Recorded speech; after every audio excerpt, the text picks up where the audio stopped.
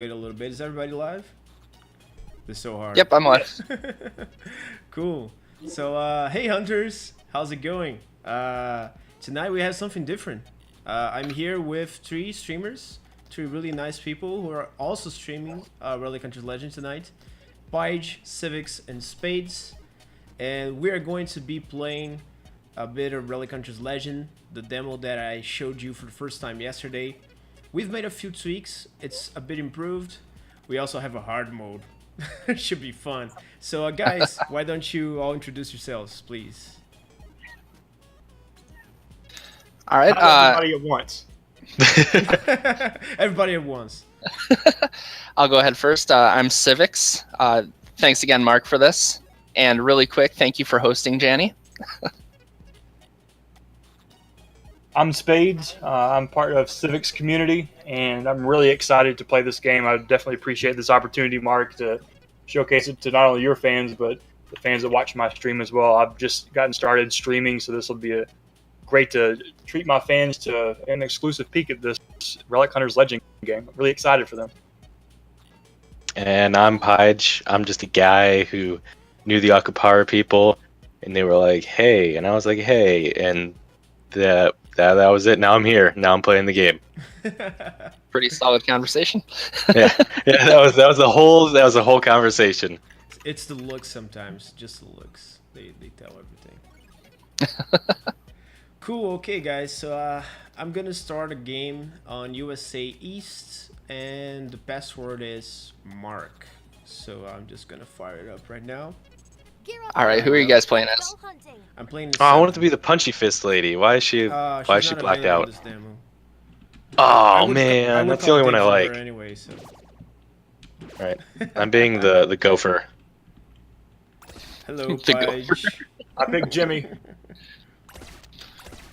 All right, I'll go 7 this game. Cool. So just playing a normal What's up, run Aaron? should be pretty simple. We just have to capture points and then kill lots of turtles and capture more points, and then we win.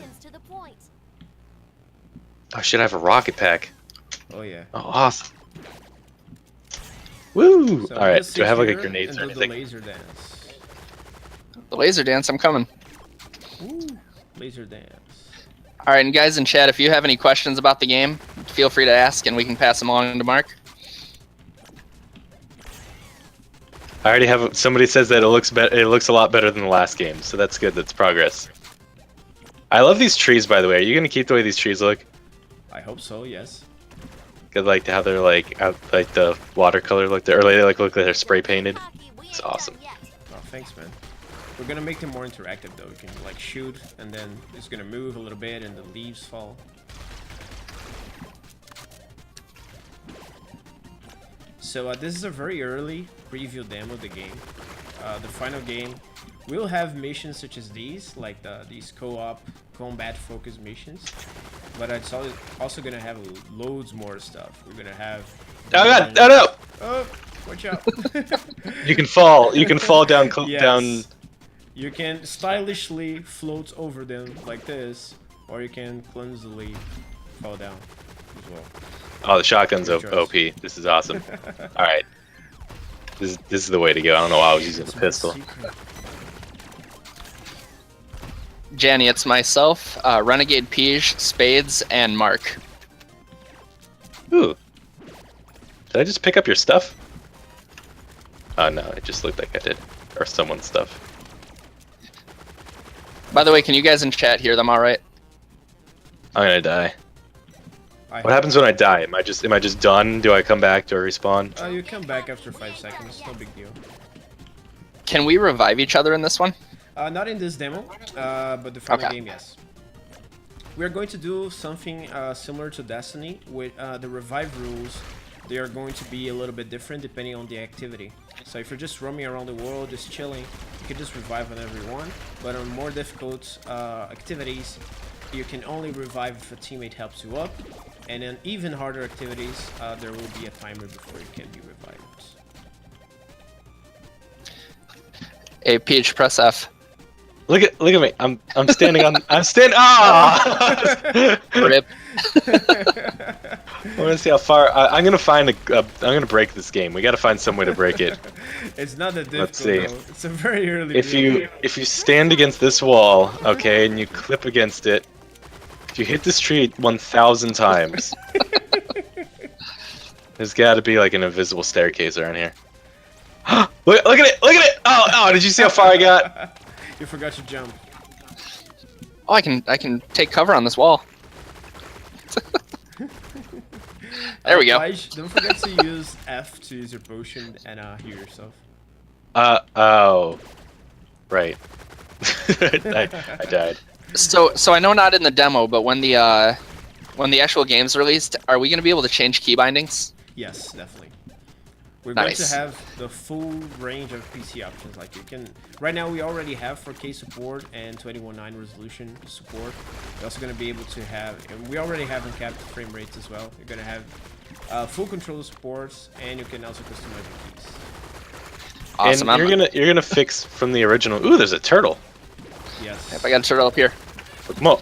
Means I are way home. She wanted to know.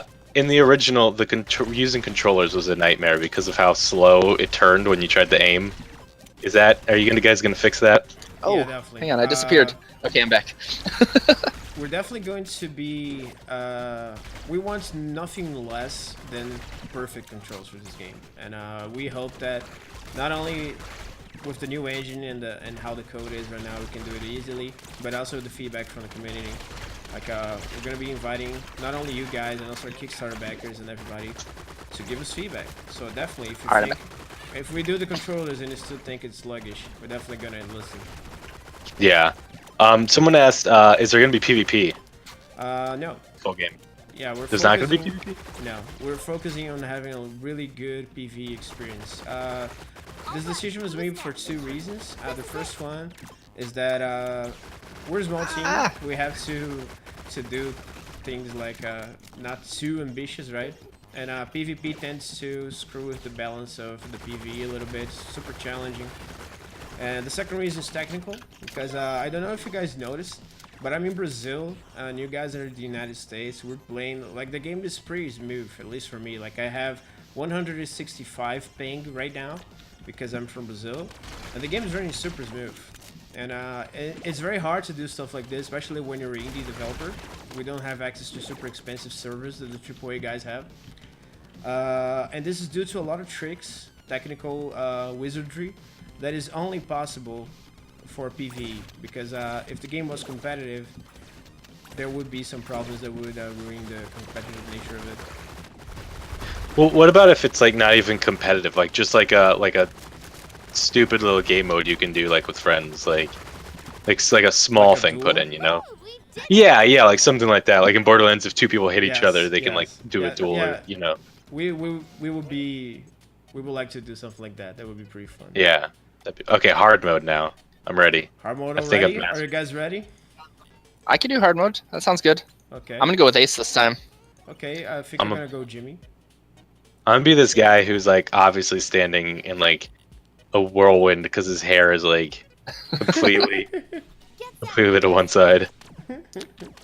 Hey guys, for those of you that just got into chat, if you have any questions about this game, you can let us know. Where we can pass them along to Mark. He's answering all our questions about this. I love Jimmy's hair. Jimmy's hair is like my hair gold.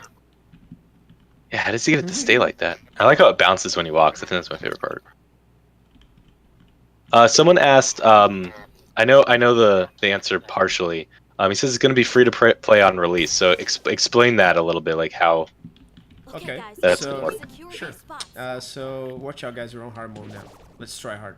So Okay. the game is going to be free to play when it releases out of early access. So the idea is that we're going to have it pretty close at first. So first, just for our Kickstarter backers. So if you're not a backer, please back us. And also you get early access. And then we're going to probably be rolling out paid early access on Steam at some point in the future. And the idea is to get feedback super early and to test the game with a smaller player base, people who actually are interested. So you're paying, right? So you're probably interested.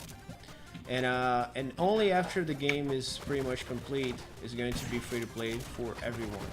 And we are not going to be like some of the bigger games where you just pay for the early access and you get nothing else.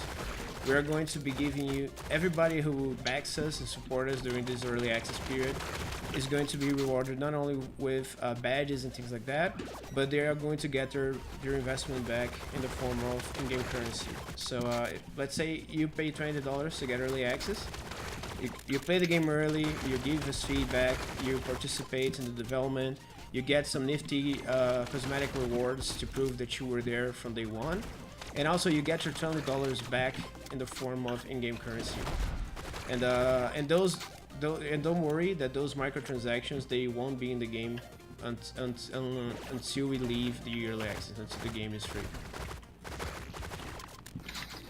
Okay, so how long do you think they get early access to the Kickstarter, and then they get the game for free? How long do you think that'll be, like, that Kickstarter backers get to play before everybody else can play? Right, so alpha backers, they're going to play as soon as possible, hopefully before the Kickstarter is over. The beta, we're targeting the middle of next year, but could be sooner, could be later. It's going to depend on how well we do some things, because right now we still have a few major technical challenges that we have to sort out. Those could take 2 months, those could take like 5 months. We can't really know for sure. We have to make sure it's good. So probably no later than the middle of next year for the beta. Okay, and Gam got it actually in mind, but yes, it is co-op. It's gonna be co-op top-down shooter RPG. It's 4. It's always gonna be 4, right? Yeah, you can play, of course, by yourself, or 2 or 3 people. 4 is ideal for certain activities, such as dungeons and things like that. But you can absolutely solo the game. Even the dungeons, like, they're going to be designed for 4 people. But if you're a ninja and or you are over level, you can try by yourself as well. We're not going to stop you. And we do have a stretch goal on the Kickstarter to do 6-man raids. So 6-player raids. Well, that'd be awesome.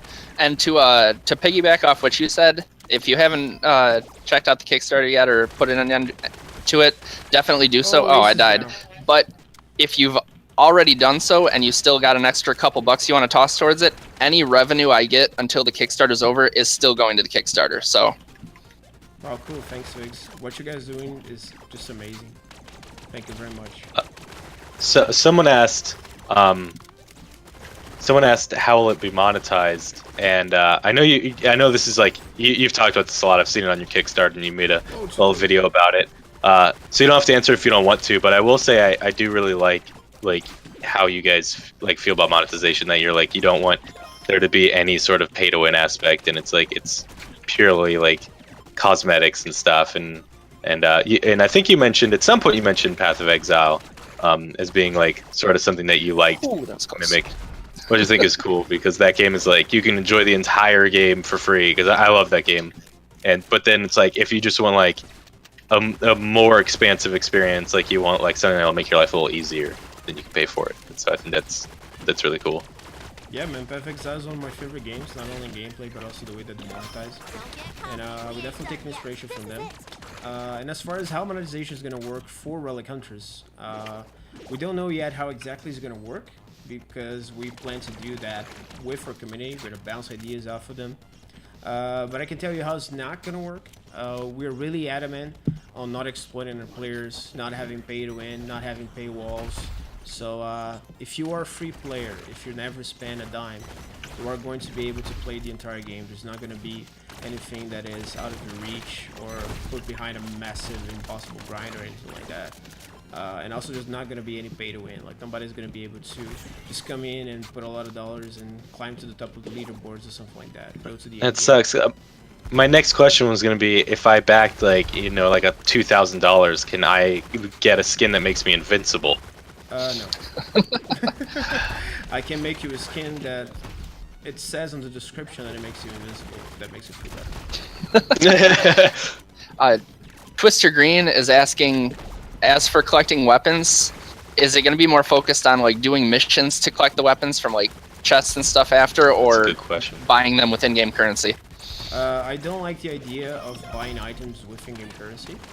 I think that in-game currency is more for cosmetics and things like that. If you do have anything gameplay related with in-game currency, I believe it should be related to time commitments. Wow, that was easy, right? It wasn't that hard. With 4 people, Yeah. super okay. You need extra hard mode. Yeah, we do. We really do.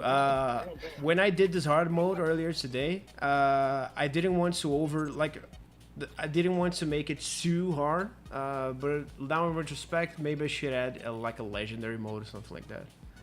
Because with four people is still very doable. If you guys want to challenge yourselves on the stream though, try doing the solo hard mode. Solo hard mode is pretty intense. Okay. I'll watch Sivicks do it. Yeah, we'll Can we try do that later. now, or do we have to play with you? Yeah, I just created. Your call, man. Okay, we have another game here. Me and Spades are already in. It's Ace. I'm going I forgot solo what I hard was mode, guys. saying. But oh yeah, we're talking about purchasing weapons, things like that. No, like I even said on the last stream how I feel about these loot box things. I don't like the loot boxes as a concept, as the ways they're done right now. Because if you guys are anything like me, like you like Path of Exile, like Diablo, like games like that, of course the idea of a random box with where you can maybe get a legendary or rare, things like that is exciting, right? It's a cool, it's a fun thing. The way that people have been doing loot boxes currently, I think it's a bit evil because they lock things that are exclusively behind these loot boxes. So if you want something, you have to kind of gamble for it with money, you know? I don't think it's wrong if you want to just grind for something and you kill a boss, and the boss has like a chance to drop a legendary weapon or something like that. I think that's fun, that's cool. It's why we like these games, right? We work for the guns. Yeah, absolutely. We pray for the RNG. It's fun. But when you put money, I think it's just wrong. Like, if I'm paying you, just give me the thing, you know? Great job, team. So we're definitely not going to do anything like that. And also, I don't think it's cool to give people like weapons and things like that for money. I think it just takes out the joy of getting them, you know? It's just hollow. What I do understand is that for a lot of free-to-play games, you have a balance between people who want to support the game in different ways. So people who have a lot of money, but maybe not a lot of time because they work a lot and things like that, they can support the game with the money. And people who have a lot of time but do not have money, like young kids, people who do not have jobs yet, or people who are unemployed, Or me. or you, they could support the game with their time, being there, playing with people, being a nice part of the community, you know? So I think the only way that we would ever do something like you paying for something that is not cosmetic would be maybe a XP boost or something like that. But that would be the extent of it. And only for our community thought it was okay. We would never ever want people to think that we're balancing the game to be grindy and horrible unless you pay or something like that. Just want to give people the options. And I think the secrets... Go ahead. With the loot question, so does that mean like are enemies just gonna like drop loot constantly, or is it gonna be like at the end of a quest then you get like stuff? We are going to have enemies drop loot constantly, but because of the gameplay reasons, we're not going to let you kind of open them until the end. So the idea is that all the loot that you get mid-game is unidentified, and you have to open those after the mission is over. Oh, okay. This is So kind of like Destiny Cryptarch? Yeah, something like that. Because this is mostly to not have that guy who just stands there looking at all the items that he just got while people die, you know? Yeah. So gotta I'm that guy. I'm always that guy. So that's the idea behind it. So you are going to be getting drops from everything, but you're only gonna open them after the mission is done. This is just a personal request. Please, for the love of God, don't overdo it with the loot. Like, you've played Path. The fact that you have to have a loot filter to see what drops, like, that's too much. Like, at that point, I'm just like, why does this game even drop half of this stuff? So like, please don't make it to the point where I'm spending more time looking in my inventory than killing things. I understand why they do it. It's kind of it's part of that genre, right? But it's definitely not like definitely not something that we're gonna do on Relic Hunters. Yeah, that's good. The one thing that I really look at when I look at a new game is the art style, and this art style is very different than Relic Hunters Zero. So, can you talk a little bit about the art direction and what made you want to go away from the more pixelated look to a more polished look? Yeah, sure. This is an interesting question. We have decided to go with this style for two reasons. The first one is Beto, the art director. He doesn't like to do the same thing twice. He's a very creative guy. He really likes to push his limits on his art, so he wanted to do something different. And the second reason is functional, actually, because we knew we wanted to push the gameplay. We knew we wanted to do 3D environments for the gameplay, this verticality, like climbing stuff and jumping. This is super interesting. It's something that games on this genre rarely ever do. And we knew we wanted to do it because we wanted to have that next level combat compared to Zero. And then we chose the art style, which allowed us to execute that. Like, the way that we do things at Rogue's Nail, like, we call it guerrilla tactics, you know? Because it's like we are a small Brazilian team, and we understand that we are not AAA developers, or we're not, like, famous developers in the US or Canada, places like that. So we don't try to do things the way that the major guys do it. We understand our smaller nature, you know, and we try to take advantage of that. So with everything that we do in this project, we try to make sure that a small team can do a lot of work with every decision. So the art style, for example, we look at the things and we said, hey, let's develop an art style that whatever is easier to do in 2D, we do in 2D. And whatever is easier to do in 3D, we do in 3D. So this style So you're just being lazy. Pretty much. But lazy. Let's do the easy. But lazy is smart, actually, because if you look at the AAA developers, they have armies of developers, right? A game like Destiny, they have hundreds and hundreds of developers working like overtime to get the things done. We are 4 guys. Like right now, the team is 6.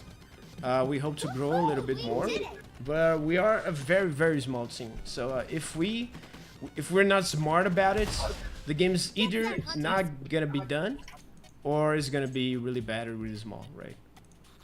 I can really tell there's a lot of details that are in this game already for the pre-alpha, like bullet holes, the walls when you miss the enemies, or when you go against a wall to crouch for cover, you actually put your back up against the wall, like, you know, you're actually trying to duck for cover. So I think things like that are really great to see in the pre-alpha, and it's kind of excites me to see what else is going to come on later in the process. Yeah, man, we're very detail oriented. Both me and Beto, we believe that games should feel really good to play, and they should feel really alive. You know, they should feel smooth, and they should feel like there's care and love put into it. And that's another reason why we try to make the smart decisions on production, to make sure that we can get that level of care and still deliver a big game, you know? Because it's easy for us, because we have been making games for quite a while, and we have been working together for quite a while, so we have a very good teamwork amongst ourselves. It's very easy for us to put a lot of care like this in a very small scope, but to do this at the scale of Relic Hunters Legend, we really have to be smart about it. And so far, so good, I guess. One of the last questions I had that has been on my mind lately, too, is that I remember watching from your last stream, you talked about Relic Hunters Zero and how it was free to play, and you guys made literally no money off of that game. So I want to know what kind of sacrifices that you've made personally and even as a team to make sure that game became a reality. Well, for Relic Hunters Zero, I like to think that I didn't make any sacrifice, because at the time we were doing Chroma Squad, and Chroma Squad did very well financially. So we didn't need money, and we wanted to do something just for the love of doing it, and we were in a position that we didn't have to sacrifice anything to do it. We just, like the weekends, you know, we sacrifice weekends, but when you're doing something that you love, I don't think it's a sacrifice. It's just having fun. Like Beto and I were. That's pretty awesome. Like the game like for me it got like stale quickly, but like it's still I definitely see like where it's a like I appreciate the game, and especially the fact that it's like you literally just made it in your spare time. Like, I mean, like the most I've ever done in my spare time is like you know, write up like a paint picture and like Photoshop someone's face into a duck. Like that's you know I don't do anything with my spare. You created an entire game in like your free time, and it's a good game. Like it's impressive. And you never like even monetized it like at all. Like if that were me, I would have been like, guys, you like Relic Hunter 0? Well, now you can play Relic Hunter 10, and you can like buy it for only like $99 US. You can get the newest character, and he has like 2 miniguns strapped on his back. Yeah, we didn't. Like we didn't feel the need to. We were so happy with the reception the Relic Hunter 0 got. At first, there were a lot of people who were cynical of it, like they thought it was some sort of scam. They thought that we were going to do some beta switch or something like that, you know, because the game was completely free. But I think over time we proved then that we're just really doing it because we wanted to. And the community that grew around it was so cool, man. And it was like, we got that love back, you know. I feel like all the love that we put into Relic Hunters 0, we got back from the community. So for me, that game has already paid itself, you know. It's brilliant. You played the long con. You're like, let's make a game. We won't charge for it. And then years later, we'll have a Kickstarter for another game, the real game. Something like that. Brilliant. Hey, we got actually 2 questions involving enemies. The first is, are there different ways for enemies to spawn? For example, maybe some of them hide in trees and jump down. And then the second one is asking if there's going to be any enemies like commies in this one. Yes. So for the first question, probably not. And that's from a production standpoint as well. Like, because a lot of AAA games do stuff like this, which are... our team will waste probably a month doing this. And then we will have to do it again whenever we do a new map or something like that, you know? So we try to be really smart about what kinds of details we want to put in. We try to choose stuff, and that's an interesting discussion to have with our community, because they give us a lot of ideas, and we believe in being very honest and transparent about... Oh, I died.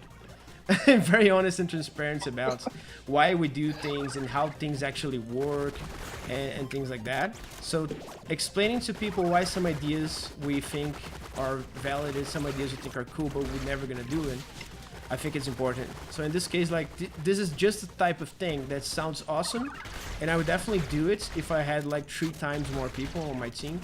But yeah, we're not gonna do this.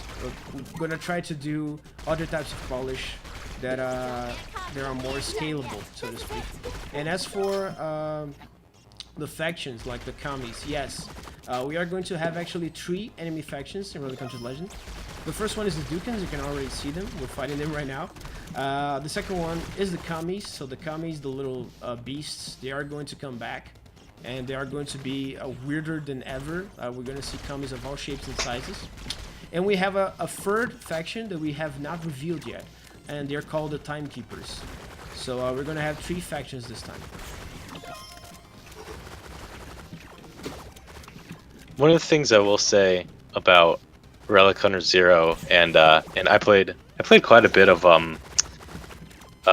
Star Vikings, and I loved both the games, but they felt like they got stale really quickly, and like lack of enemies. Like I felt like I was fighting the same ducks over and over and over, and like you said with the enemies, like coming up with new ones. It's just like.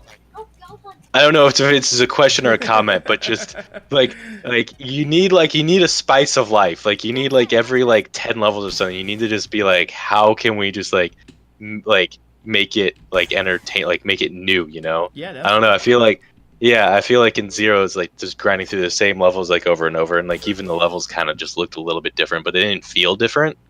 You know? They were just recolors actually. I think it all comes down to the, I mean, it all comes down to the scale of the games. Both Relic Hunters 0 and Star Vikings, they are very small games. They were never designed to last more than maybe 4 hours, 6 hours, something like that. Some people got way more than that out of them, but the regular people, like 4 hours, you've seen it all. You're just kind of tired. and they were designed for that. They were designed to last so long. And for Legend, not only the scale of the game is much bigger, but like I said, we are already much smarter about it. So I'm gonna give you an example. This entire level that we're playing right now, I built it with our tool We gotta raise in the 15 minutes. Like including like all the geometry, all the things, like just 15 minutes. Because we built a tool and we built the art assets to be sure that we can build it this fast, you know. And for enemies and things like that, we're also building the tools for that. So we're building tools to make enemies fast. And we're building tools to make AI behaviors really fast. So it really allows us as a small team to pump out an amount of content that a team maybe 3 times their size would normally put out, you know. And I hope that's gonna be enough. And also the time. Both Star Vikings and Relic Hunters Zero, the game is developed over a very short period of time. Relic Hunters Zero was about 6 months in their spare time. Star Vikings was less than a year with mainly 2 developers, me and Kyle. At this time we have a team, we're 4 guys, core team, but we have 6 people right now. We plan to scale more next year if the Kickstarter succeeds. We grow more the team. We're still going to be a very small team, but much bigger than Relic Hunters and Star Vikings. So hopefully we'll be able to achieve far greater things. Yeah. So you're saying this is your biggest venture yet? Yes, this for is your, the for your game most company. ambitious project of my career. Like this is a bigger game than Chroma Squad. It's a bigger game than Dungeon Land. This is by far the biggest thing I have ever done. I never played Chrome Squad. I feel like I'm missing the pinnacle of like your game company has made so far. Yeah, definitely Chroma Squad is the best game I've made, certainly. Oh. It's That was very almost bad. different. It's a turn-based RPG. Great job, team. It was made by a far bigger team at Behold Studios. I believe we were 9-10 people over 2 years, something like that. So it's a much bigger game. Someone asked something about microtransactions. I missed it. I think one of their questions was like, is it going to be like piece by piece? Like you could buy like a hat and you could buy like some boots and you buy like, or is it going to be like you buy like full outfits? I assume you don't know like specifics like that yet. Yeah, we don't know because the way that we do the characters right now, you could technically only do the whole outfit at once. Because we don't have the characters broken down in different parts. But this is something that we might change during production, depending on how well things go. Are there any plans for any Easter eggs in the game? Oh yeah, we love Easter eggs. If you played any of our games before, you know we always put a little bit of a secret here and there. And we already have some hidden stuff from Relic Hunters Legend. Even on the trailers that we put out so far, we're already hiding little secrets for people to find out maybe a year from now. We really like that stuff, so you can hopefully see a lot of little secrets and Easter eggs in the game. Okay, we had a question over here. They want to know if there's commies of different sizes and shapes. Would Red be able to switch out his mount to like increase mobility, or her mount, sorry, to increase mobility or health, stuff like that? So we haven't designed Red for Relic Hunters Legend yet. It's gonna be challenging because Red is a very different character. She rides a kami, she summons creatures, so she's very different from what we have right now. And hopefully the Kickstarter backers will help us figure that out. By the way, the grenades in this one feel so nice when you throw them. Yeah, they like feel like so real satisfying. grenades this time, yeah. See how far you can throw them if you charge? You can charge them? I didn't even know that.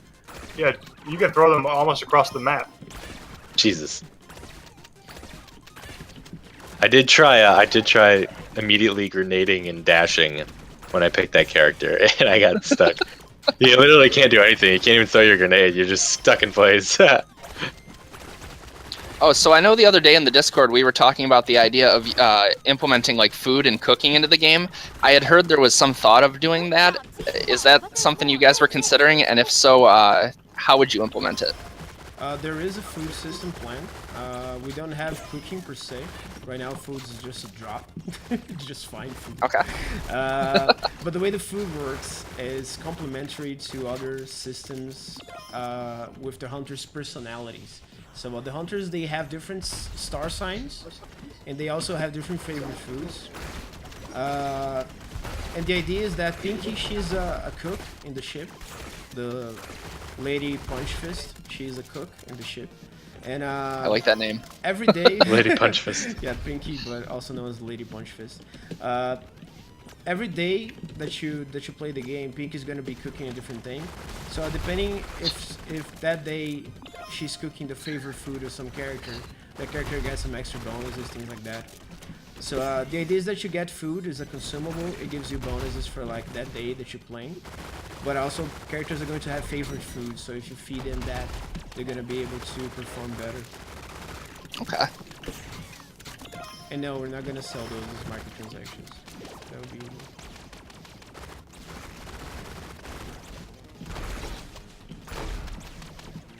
So I was curious for the potions. I was kind of thinking back to Diablo. Are you going to be able to get different potions in this game to take the place of the one you have? Yes, potions are items. We're going for something like, it's not exactly like Path of Exile because you just have one potion, right?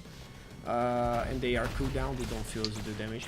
But the idea is that while we're running like 48 minutes already, maybe we should start wrapping this up. But Okay. just it has been fun. The time just flew by. But yeah, the potions you're gonna drop them as items, and they have different effects to it. They not only heal you, they can give you elemental resistance, they can remove crowd control effects, they can give you damage buffs, things like that. Okay. I two last questions. Someone asked, are there going to be like things that have like positive effects and negative effects, like gives your character like a consumable or an item that gives your character like plus damage but minus health? We don't know. Possibly when we do things like somebody suggested on the Kickstarter that we do kind of curse items. I think that would gel well with the Spooky Lands team. We have a Halloween kind of a theme in Relic Hunters 0 that we're going to bring over to Legend. I believe maybe the Spooky Land items, they could be like curse. That would be fun. But for regular items, right now we think that that's not something that we're doing. Yeah. And are there going to be like, do characters have like specials or ults or something, or? Yes. The big gray ball at the bottom with the number 5 in it, that's where the ultimate skill is going to be. Every character is going to have an ultimate skill that charges over time and you can use it. Awesome. All right. Well, Cool. That was fun, guys. I guess we'll let you get back to work. Yeah, gotta finish this game. Yeah, dude. There you Thanks go. for having us. I really appreciate you guys. Yeah, letting thank us you take so a much. first man. look at your game. It's a lot of fun. Like I really like it. Like I really want to see what you guys do with it and where it goes in the future. Cool, man. Yeah, thank you guys for joining. That was way more fun than I expected. It's really cool. More fun. That was more fun than you expected. Jeez, wow, thanks. He didn't expect much out of us. I expected to be so I have bored. been playing this game. If you look at my Steam stats, I've been playing this demo for 30 hours. Oh wow. Oh, yeah. I think at this point I should be immune to having fun playing this game. But, this was really fun. So thanks, guys. Yeah, thank you. So Thanks yeah, again, Mark, for having me. see you next time. See ya. All right, Yep, we'll bye-bye. see you guys.